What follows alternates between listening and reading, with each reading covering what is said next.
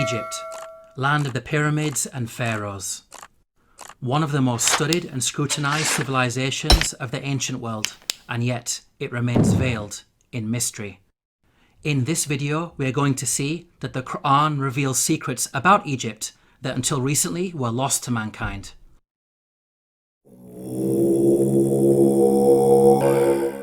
Pharaoh was a tyrant in Egypt, enslaving and persecuting the children of Israel. The Qur'an states the following about the death of Pharaoh and his supporters. فما بكت عليهم السماء والأرض وما كانوا منظرين. Note the words, heaven and earth wept not for them. A recently unearthed pyramid text has granted us new insights into the meaning of this verse. The pyramid text reads, "The sky weeps for you, the earth weeps for you, when you ascend to heaven as a star." Here, the pyramid text praises Pharaoh, claiming that upon his death he will ascend through the sky and claim supremacy of the heavens by becoming a star. We can see that the Qur'an quotes the pyramid text directly in its rebuttal of Egyptian adulations of Pharaoh. What's amazing is that knowledge of the ancient Egyptian language of hieroglyphics was lost to mankind at the time the Qur'an was revealed. It wasn't until the discovery of an artifact known as the Rosetta Stone in the 18th century, over 1,000 years after the revelation of the Qur'an, that mankind has been able to fully decode the hieroglyphics.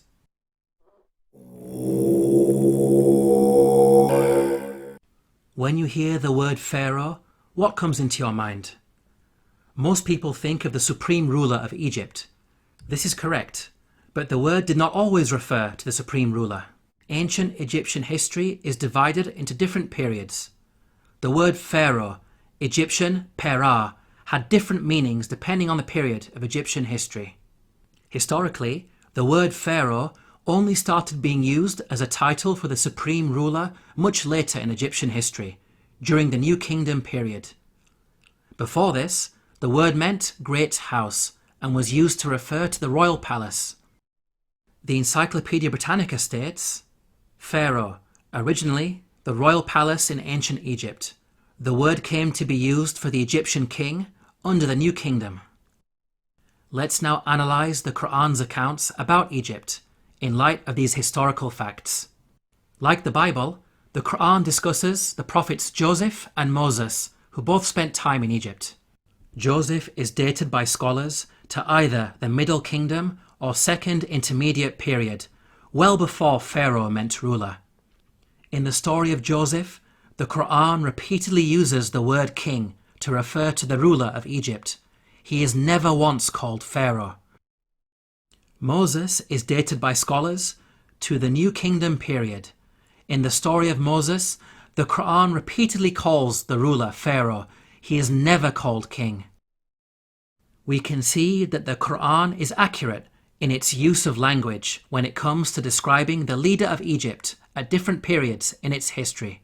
How could the author of the Qur'an have known this? The only source of information about ancient Egypt that would have been readily available are the Bible-based stories. To claim that the Qur'an copied from the Bible is problematic because the Bible uses the word Pharaoh to refer to the Egyptian ruler in the story of Joseph, which is historically inaccurate. The Qur'an cannot have copied from the Bible because the Qur'an corrects the Bible.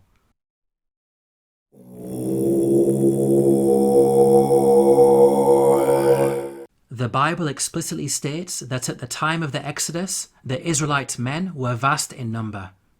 The Israelites journeyed from Ramesses to Sukkoth.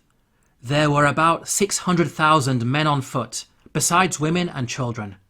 If we factor in the women and children, then the total number of Israelites would realistically be in the millions. This claim of a vast nation is problematic in light of other information that the Bible provides. Firstly, Pharaoh is said to have appointed 2 midwives to deliver and murder Israelite babies. The king of Egypt said to the Hebrew midwives, whose names were Shiphrah and Puah, "When you are helping the Hebrew women during childbirth on the delivery stool, if you see that the baby is a boy, kill him." 2 midwives would only be sufficient for such a task if the Israelites were small in number and giving birth to a manageable number of babies. 2 midwives would not be sufficient for a vast nation of millions. Secondly, the Bible tells us that after the Exodus, God informed Israel that they would not be granted the land of their enemies straight away. But I will not drive them out in a single year, because the land would become desolate and the wild animals too numerous for you. Little by little I will drive them out before you, until you have increased enough to take possession of the land. Note the reason for the Israelites being denied immediate possession of the land. It is said that wild animals will overpower them. Such a statement only makes sense if the Israelites were small in number and not a vast nation of millions, as the Bible claims. By contrast, the Qur'an states that the Israelites were only a small band at the time of Moses. فأرسل فرعون في المدائن حاشرين إن هؤلاء لشرذمة قليلون. We can see that the Qur'an fixes the contradictions that are present in the biblical narrative.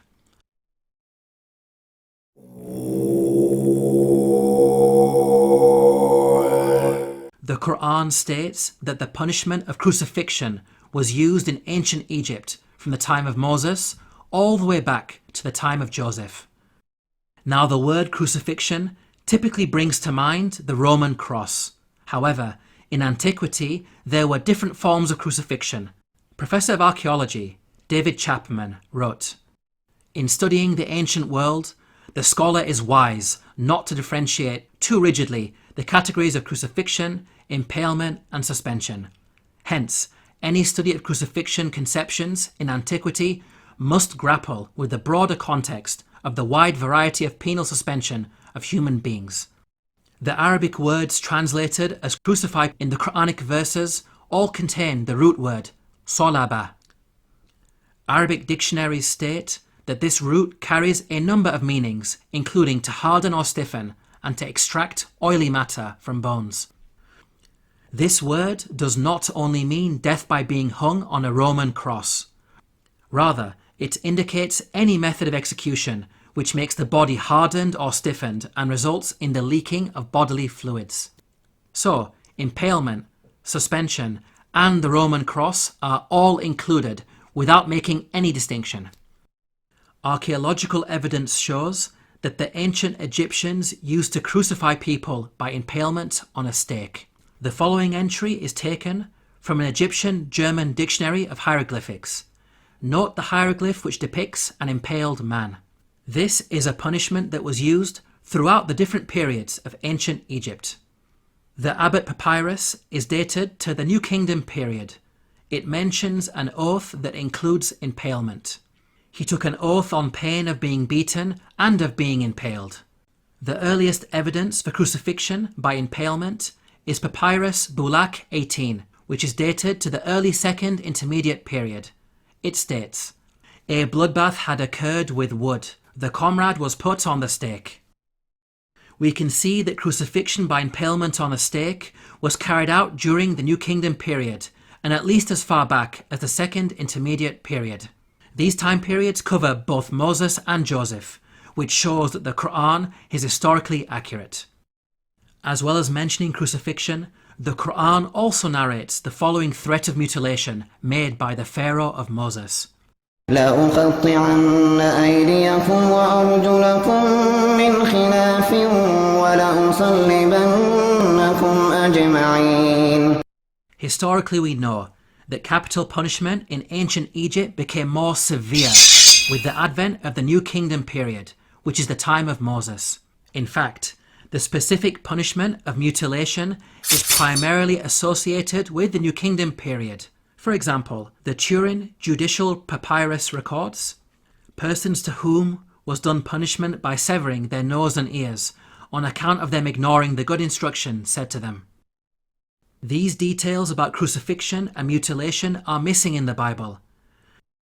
There is a Jewish commentary, the Midrash Shemot Rabbah, which mentions Pharaoh threatening Moses with burning and crucifixion.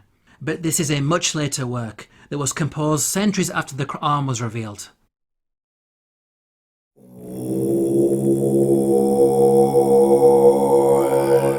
Neither the Bible nor Qur'an identifies the Pharaoh of Moses by name. We can use the details provided in the scriptures to try to identify the Pharaoh. Both scriptures speak of the Israelites being taken into slavery before the birth of Moses. The use of Semites for slave labor occurred only during the New Kingdom period. So, we can place Moses somewhere in the New Kingdom period. This gives us a list of 33 possible pharaohs.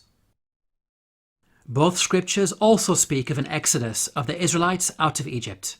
The Merneptah stele is an important artifact that contains the first explicit reference to Israel in the archaeological record.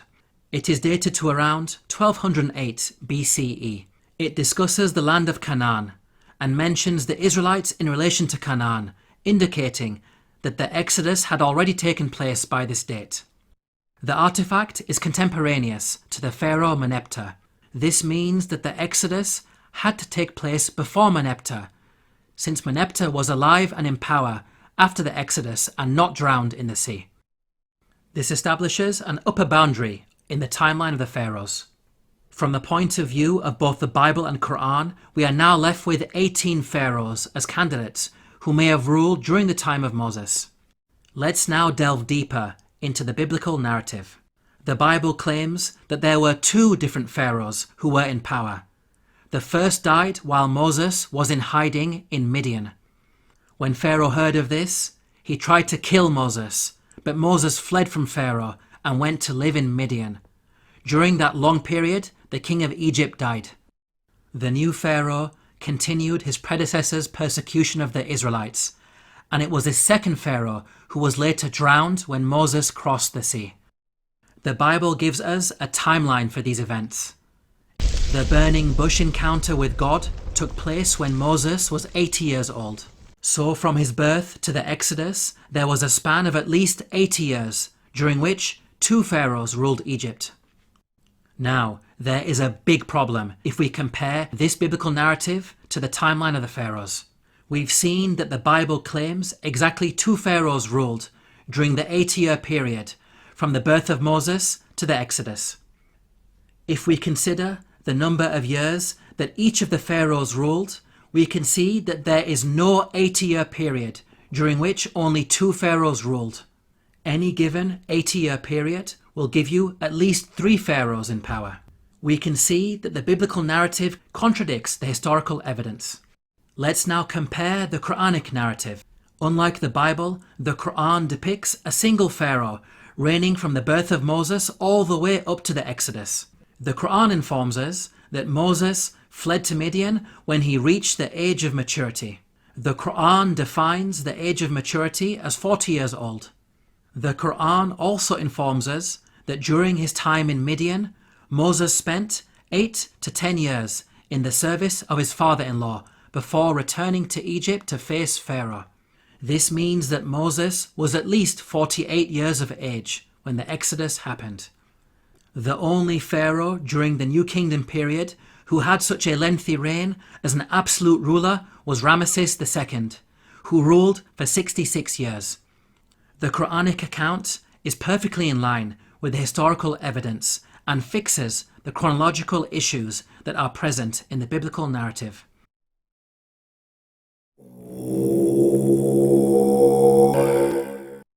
Let's now compare the life and religion of Ramesses II to the claims that the Qur'an makes about the Pharaoh of Moses. وَإِنَّ فِرْعَوْنَ لَعَالٍ فِي الْأَرْضِ وَإِنَّهُ لَمِنَ الْمُسْرِفِينَ.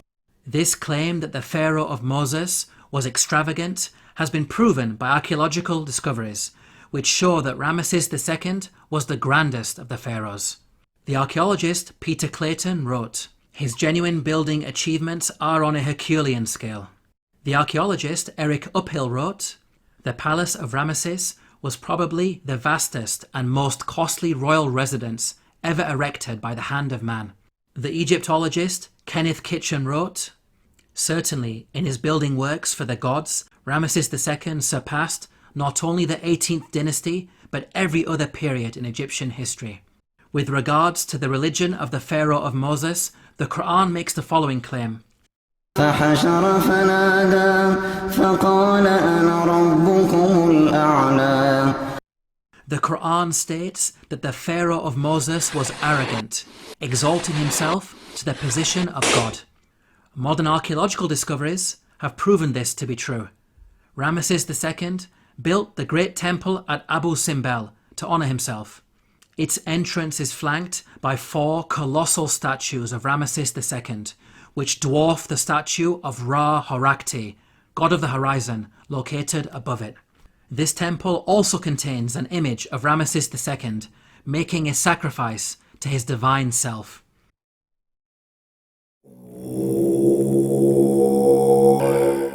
The Qur'an makes the following claim about the Pharaoh of Moses, who God drowned in the sea. فاليوم ننجيك ببدنك لتكون لمن خلفك آية.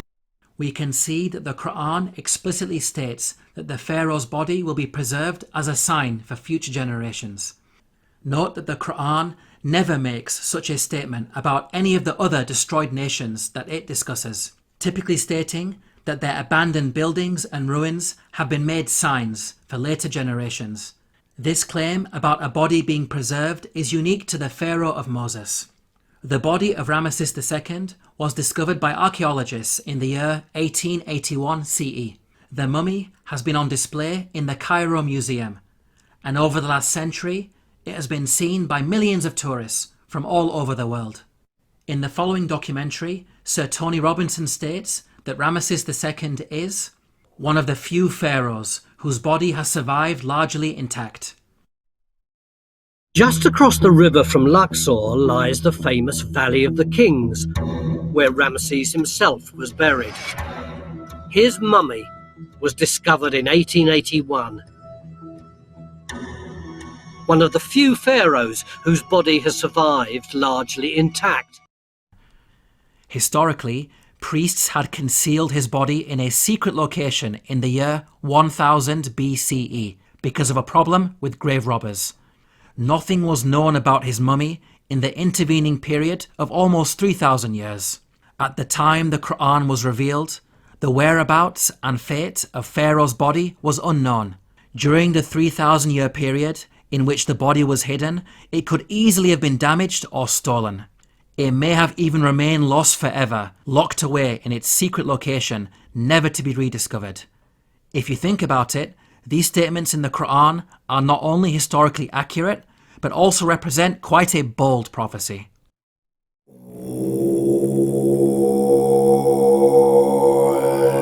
The Bible informs us about a series of plagues that God brought upon Egypt. The book of Exodus informs us that the first 6 of these plagues are as follows. First, the Nile was turned into blood. Second, masses of frogs. Third, swarms of mosquitoes. Fourth, swarms of flies. Fifth, the death of livestock. Sixth, boils on people and animals. Now at first glance, this series of plagues in the biblical narrative may seem random and unrelated. However, the Qur'an sheds light on these events. The Qur'an states the following about the divine punishments against Egypt.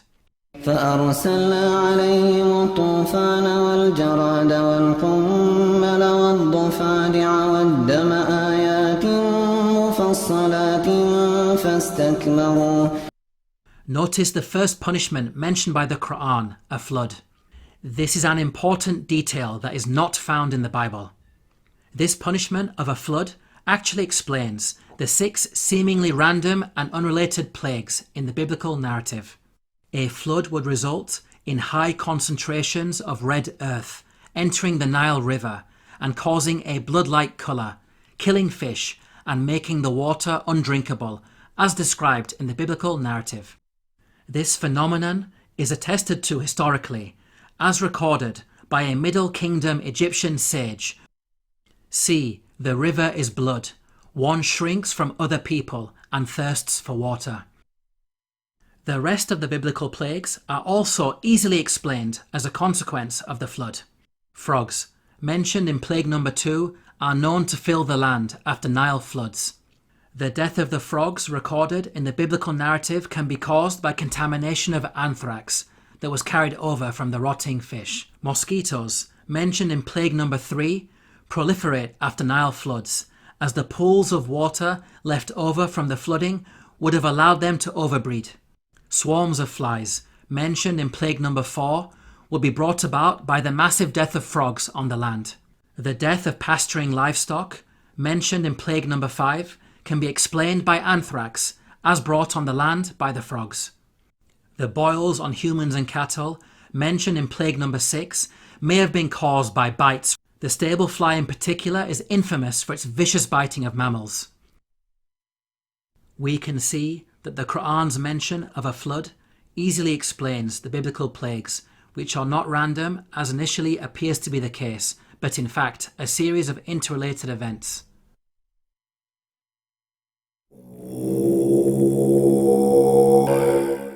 The Qur'an mentions the following incident about Joseph while he was in Egypt. وشروه بثمن بخس دراهم معدودة وكانوا فيه من الزاهدين. Here the Qur'an states that Joseph was sold for a paltry price. The Arabic phrase used is darahima ma'dudatin, which contains the words dirham and ma'dud. Dirham means a unit of silver coinage or weight. Ma'dud means countable or limited in number. So the Qur'an is making the claim that Joseph was sold for a small amount of countable silver. There is plenty of historical evidence that standardized units of silver were used in transactions in ancient Egypt. Small pieces of silver, known as shati, were used in trade. The tomb of Nyankhnum and Khnumhotep is dated to the Old Kingdom period. It contains a scene of a busy open-air market with goods for sale. Cubits of cloth, for example, are said to be sold for 6 shati. The Rind mathematical papyrus is dated to the Second Intermediate period. It discusses the relative values of gold, silver and lead in terms of shati. Small silver bars bearing the name of Pharaoh Tutankhamun have been dated to the New Kingdom period. They are inscribed with a hieroglyphic which states, Tutankhamun, ruler of Heliopolis in Upper Egypt. Until recently, historians believed that the minting of precious metals was a later Greek invention.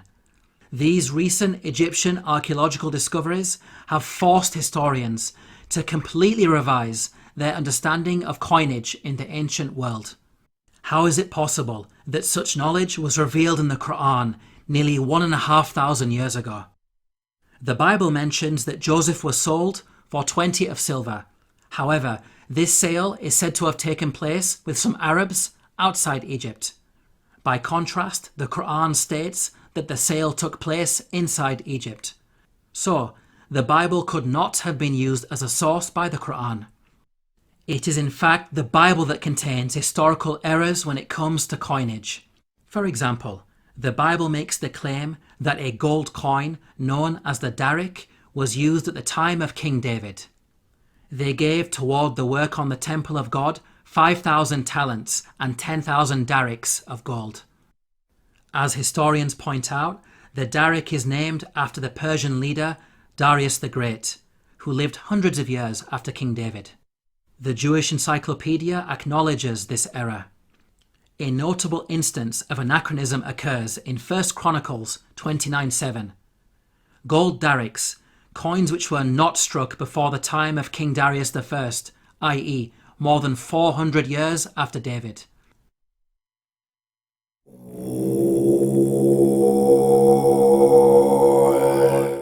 The Qur'an narrates the following conversation between the Pharaoh of Moses and an individual referred to as Haman. وقال فرعون يا هامان ابن لي صرحا لعلي أبلغ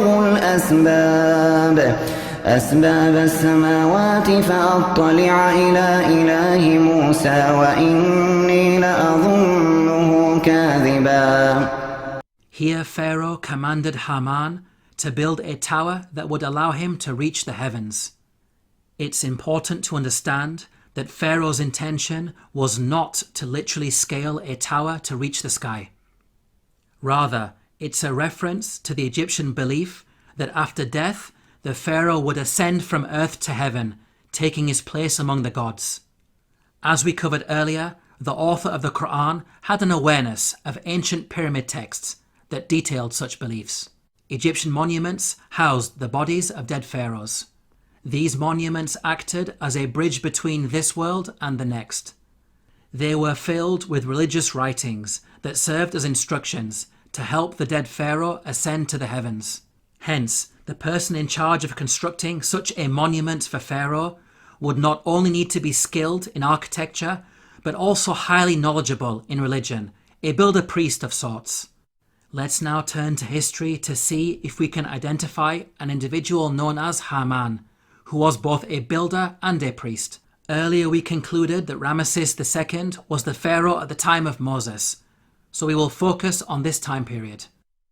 A block statue in the Egyptian Museum of Munich contains a biographical account of the life of a high priest named Baken-Khonsu. In his own words he states, "I am one truly reliable, useful to his Lord, who performs beneficent deeds within his temple. I being principal chief of works in the estate of Namun, I erected obelisks of granite stone whose tops reach to the sky." Here, Baken-Khonsu tells us that he served the pharaoh in two ways, first by performing rituals in the temple, and second as chief architect. In fact, Baken-Khonsu was an architect extraordinaire, being one of the greatest in all of ancient Egypt. He is responsible for constructing the Temple of Namun at Karnak, a monument that remains one of the largest religious structures ever created by man. With regards to the priesthood, Baken-Khonsu informs us that he had a very long and illustrious career. "I was a third prophet of Namun for 15 years. I was a second prophet of Namun for 12 years. He appointed me high priest of Namun for 27 years. Here Baken-Khonsu is stating that he served the god Namun throughout his priestly career. Namun is the name of an Egyptian deity who rose to prominence during the New Kingdom period. By the time Baken-Khonsu died, he had been a priest for many decades, having served Ramesses II as high priest throughout his reign. Both Ramesses II and Baken-Khonsu were contemporaries who died around the same time. What about the Qur'an's mention of Haman? How does it relate to Baken-Khonsu? Baken-Khonsu referred to himself by the title High Priest of Namun. The actual phrase in the hieroglyphics is Ham, Nata, Tapi, Amana. The word Ham literally means servant, and Amana is how you articulate the name of the god Namun in Egyptian. Baken-Khonsu was Ham Amana, meaning servant of Namun. The Qur'an's mention of Haman may be simply an Arabized version of the Egyptian Ham Amana. Let's now summarize the main points about Baken-Khonsu. He was a senior-ranking figure under Pharaoh Ramesses II, acting as both high priest and chief architect. He served in the temple of the god Namun and thus had the title Ham Amana. It is clear that all of the historical evidence fits perfectly with the Quranic narrative. Now it's important to point out that the Bible also mentions a Haman, but the resemblance is only in name.